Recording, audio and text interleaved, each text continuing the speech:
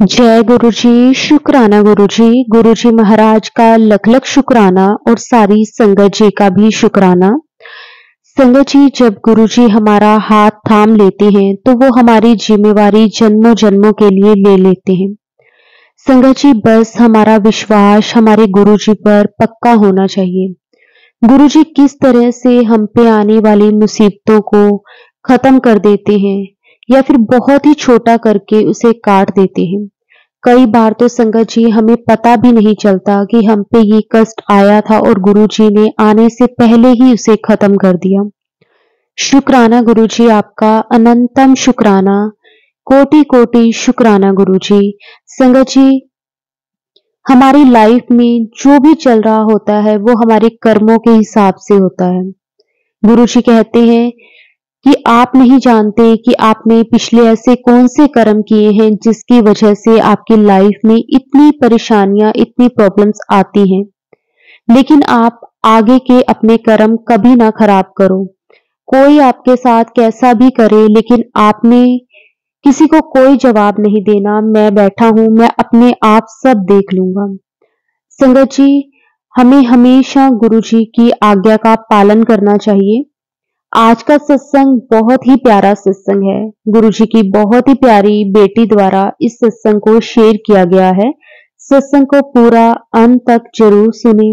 अगर आप भी अपना सत्संग शेयर करना चाहते हैं तो डिस्क्रिप्शन में व्हाट्सएप नंबर और जीमेल आईडी दी हुई है। आप उस पर सत्संग को लिख के, रिकॉर्ड करके या फिर वीडियो बना के हमें भेज सकते हैं।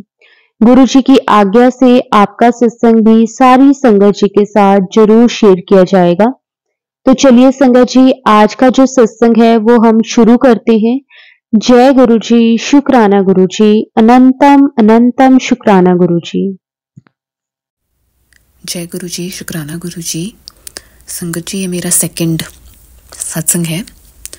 मैं पहली क्षमा मांग रही हूँ अगर मुझसे कुछ गलत वर्ड निकल जाए या कुछ मैं गलत कह दूँ तो प्लीज़ मुझे माफ़ करिएगा, आप भी और गुरु जी भी। मैं ये सत्संग अपना गुरु जी के आगे बैठ के ही रिकॉर्ड कर रही हूँ।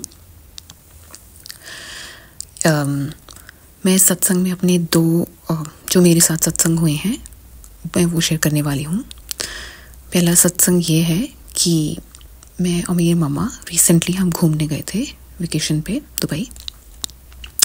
और संगत जी, मम्मा मैंने अपनी काफ़ी शॉपिंग की और शॉपिंग करने के बाद हमें जब वापस होटल जाना था तो अराउंड 6 o'clock हुए और हम कैब ढूंढ रहे थे, कैब वेट कर रहे थे और हमें 15-20 मिनट हो गए, 20 से 25 मिनट हो गए और सनसेट से काफ़ी डार्क हो गया वो आधे घंटे में और हमें कोई कैब नहीं मिल रही थी।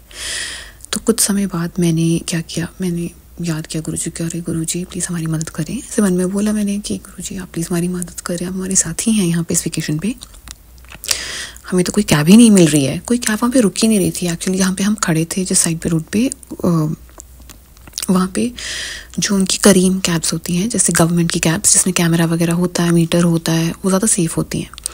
वो वाली कैब नहीं हमें मिल रही थी संगत जी। जो दूसरी प्राइवेट कैब्स होती हैं जैसे वहाँ के लोकल लोगों की, जिसमें कोई मीटर नहीं है, वो गवर्नमेंट रेगुलेटेड नहीं है, उसमें कैमरा नहीं है, वो मिल रही थी। तो जब मैं मेरी मम्मा वहाँ पे खड़े थे तो बार बार लोग आके, उनके जो वहाँ पे लोकल आसपास कुछ लोग थे वो आके हमें बोले जा रहे थे आपको कैब चाहिए, हम मदद कर देते हैं। बट बहुत हमें ना थोड़ा सही नहीं लग रहा था जैसे उनके साथ ऐसे कैब लेना, बिकॉज हमें गाइड किया गया था कि आप करीम कैब ही लें जब भी लें, क्योंकि वो गवर्नमेंट रेगुलेटेड होती है और उसमें कैमरा लगा होता है तो वो ज़्यादा सेफ़ होती है। क्योंकि मैं और मेरी मम्मा हम दोनों के लिए लेडीज़ थी। आप मानेंगे नहीं संगत जी, जैसे मैंने गुरुजी से मन में प्रे किया और ये बोला कि गुरुजी आप हमारी मदद करें, 20 मिनट्स हो गए हैं हमें यहाँ पे खड़े हुए ऑलमोस्ट, और इतना अंधेरा हो रहा है और बड़ा अनसेफ सा फील हो रहा है हमें ऑल ऑफ अ सडन एक अंकल हमारे पास आते हैं चल के और हमें कहते हैं कि आप कैब का वेट कर रहे हैं, वो साइड पे मैंने कहा आपके लिए खड़ी कर दी है, आप आ जाएं। तो मैंने उन्हें कहा आपकी कौन सी कैब है, तो उन्होंने कहा करीम कैब है। उन्होंने मुझे अपनी कैब दिखाई, सामने उन्होंने खड़ी साइड पे की हुई थी। तो मैंने कहा ठीक है। तो मैं तो बहुत हैरान कि हम यहाँ पे कितनी देर से 20-25 मिनट से ऑलमोस्ट कैब वालों को वेव कर रहे हैं, हमें आई कांटेक्ट करके देख के भी कोई रुक नहीं रहा हमारे लिए। और यहाँ ये खुद ब खुद कैब वाले अंकल आए हैं, हमें कह रहे हैं कि उन्होंने हमारे लिए कैब साइड पे खड़ी की और हम उनके साथ चले। तो संगत जी, हम तब समझ गए कि हमारे गुरुजी ही हैं जो हमारी मदद करने आए हैं। जैसे मैंने उन्हें याद किया और बोला गुरुजी आए हमारी मदद करें, वो आए और उन्होंने हमारी मदद की कि खुद ब खुद कैब रुकी ही नहीं, वो ड्राइवर भैया ने कैब साइड पे खड़ी की और वो खुद हमारे पास चल के आई संगत जी, और उन्होंने हमें कहा ये आपके लिए कैब आई है, आप इसमें चलिए, मैं आपको ड्रॉप कर देता हूँ जहाँ भी आप कहेंगे। तो हम गए, हम बैठ गए और उन्होंने हमें ड्रॉप कर दिया। ये मेरा एक छोटा सा सत्संग था संगत जी, और ये जनवरी की ही बात थी, ये जनवरी 2024 अभी तब का सत्संग था जो मैंने अभी सुनाया। उसके बाद जब हम वापस इंडिया आ गए तो मैं कुछ गुरुजी से मांग रही थी कब से अपनी लाइफ के लिए कि गुरुजी प्लीज़ ऐसे ब्लेस कर दें, मुझे समझ नहीं आ रहा आप ऐसा क्यों नहीं कर रहे। जैसे हम कुछ भी बात करते हैं गुरुजी से, हमें पता है आपको पता है आप मेरे लिए ये चीज़ ठीक है, और क्योंकि मैं पहले भी कितनी बार गुरुजी से पूछ चुकी हूँ कि ये रास्ता जो मैंने अपनाया है ये मेरे लिए ठीक है या नहीं, तो उन्होंने मुझे बहुत बारी मैसेज भेजा है कि नहीं तू सही राह चल रही है, मैं तेरे नाल है, तू बस चली चल, मैं हमेशा तेरे नाल है। तो संकट जी जब मैंने गुरुजी से ये कहा कि ऐसे ऐसे करके कि इतना टाइम क्यों लग रहा है गुरुजी, जो मैं आपसे मांग रही हूँ आप वो दे नहीं रहे हैं मुझे, और इतने मंथ हो गए हैं ऐसे करके। तो फिर संकट जी थोड़ी देर बाद मुझे गुरुजी का मैसेज आता है कि किसी ने बहुत ज़्यादा ब्लैक मैजिक तेरे ते कराया है, तो ता करके इतना टाइम लग रहा है, तो मैं पक्का काम कर रहे हैं, तो मैं तेरे कष्ट कट रहे हैं। और फिर उसके कुछ थोड़ी देर बाद जो मैं जहाँ पे यूट्यूब पे जो सत्संग सुनती हूँ, जैसे जो भी सत्संग सामने आ जाता है मैं मैसेज पढ़ती हूँ, कुछ ना कुछ जो रिलेटेड होता है, जो भी मतलब कि सामने फर्स्ट मैसेज मैं देखती हूँ वो सत्संग हमेशा मुझसे कुछ ना कुछ रिलेटेड होता है, मैं वो सत्संग सुनती हूँ संगत जी। तो उस दिन वहाँ वो लिखा हुआ था संगत जी कि तू ये सत्संग सुन, ये तेरे लिए 2 इशारे ने, तो मेरी गल सुन, नज़रअंदाज ना कर, ते तू ये सत्संग पूरा सुन, ध्यान नाल सुन, ते 2 इशारे ने ये तेरे लिए। तो मैंने वो सत्संग सुना संगत जी, और वो सत्संग में यही 2 एक अंकल और एक आंटी ने अपना शेयर किया था, यही ब्लैक मैजिक पे ही था वो संगत जी। कुछ घंटे पहले ही मुझे गुरुजी से मैसेज आया है कि ब्लैक मैजिक किसी ने किया, इस कारण हमारे घर में शांति है, इस कारण कोई काम नहीं बन रहा है, काम सारे बिगड़ रहे हैं, वो ब्लैक मैजिक किसी ने किया है उसके कारण है, और वो हमारी मदद कर रहे हैं। और जो वो सत्संग था वो एक अंकल और एक आंटी ने उसमें अपना शेयर किया था, वो भी उन पर भी किसी ने ब्लैक मैजिक किया था, और कैसे गुरुजी ने उनकी मदद की और कैसे उन्होंने फॉलो किया। मुझे ऐसा लग रहा है जैसे वो गुरुजी मुझे ही बता रहे हैं कि बेटा मैं बता रहा हूँ ये तुम्हारे पे किसी ने ब्लैक मैजिक किया है। और उसमें उन्होंने 2 रेमेडीज़ बताए थे संगत जी। एक रेमेडी ये थी कि 13 बार जपजी साहब का पाठ सुनना है, और एक ये था कि लुबान की धूप पूरे घर में देनी है। तो मुझे जैसे मैंने वो सत्संग फिनिश किया मुझे समझ आ गया कि गुरुजी शायद मुझसे यही कह रहे हैं कि वो ब्लैक मैजिक का असर कम करने के लिए मुझे 13 बार 13 टाइम्स जपजी साहब का पाठ सुनना है। जैसे मैंने वो सारा सत्संग सुना मेरे को अंदर से आया कि ये चीज़ मुझे ये रेमेडी अभी करनी है संगत जी।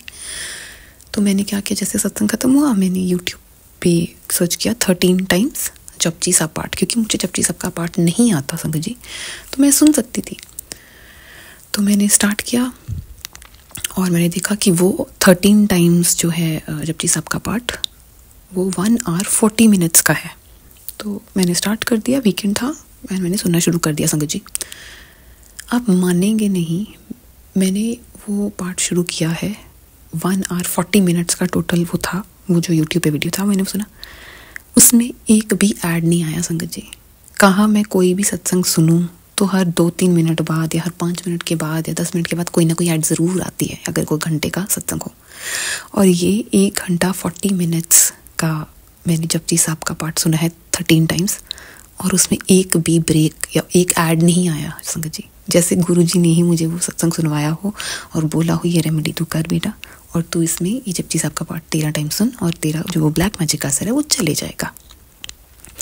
मैंने वो किया उसके बाद, और संगत जी आप मानेंगे नहीं, मैं शॉक्ड थी कि 1 घंटे 40 मिनट्स की ये वीडियो जो मैंने पार्ट सुना है प्रॉपर इतना बड़ा, उसमें एक मिनट 1 सेकंड का भी कोई ब्रेक नहीं आया, कोई एडवर्टाइजमेंट नहीं आया कि वो पार्ट रुका ही नहीं संगत जी। वो नॉन स्टॉप मैंने 13 टाइम्स वो पार्ट सुन लिया।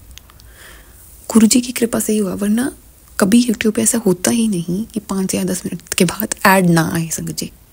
पर इट वॉज मिरेकल वो पता है हमें, हमारे गुरुजी ने किया है, और कौन ब्लेस करेगा हमें इतना।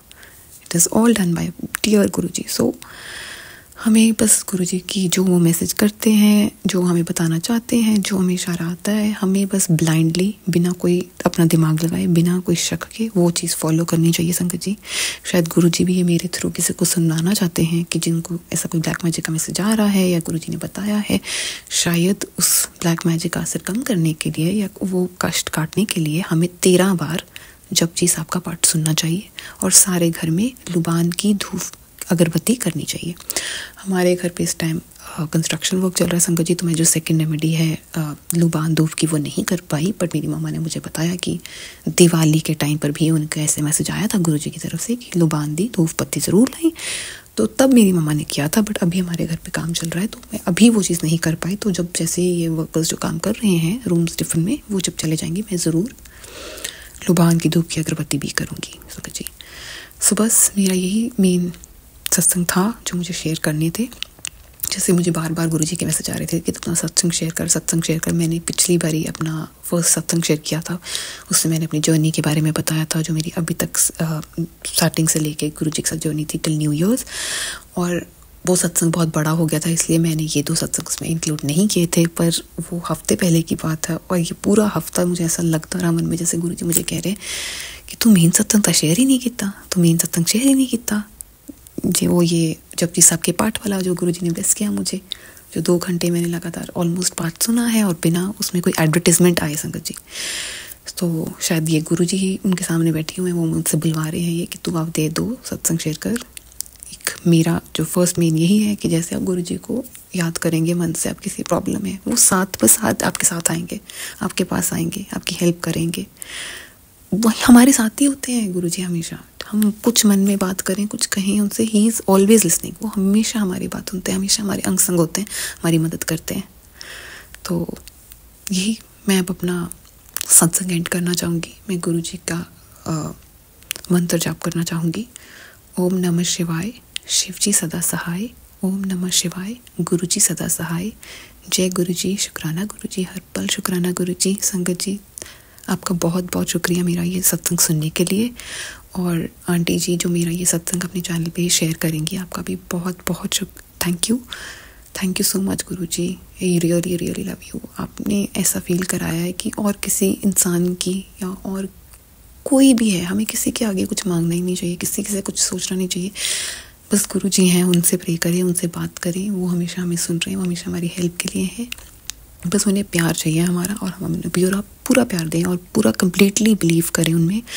नो इफ्स नो बट्स, दिमाग लगाना ही नहीं चाहिए। बस प्यार से छोटे बच्चों की तरह हमें हमारे गुरुजी से बात करनी चाहिए और सब बताना चाहिए, क्योंकि वो हमेशा हमारे साथ हैं और कोई हमारी मदद नहीं कर सकता और कोई कुछ कर ही नहीं सकता हमारे लिए दुनिया में, बस हमारे गुरुजी कर सकते हैं। बस यही कहना था मैंने। थैंक यू संगत जी, थैंक यू सो मच। शुक्राना गुरुजी।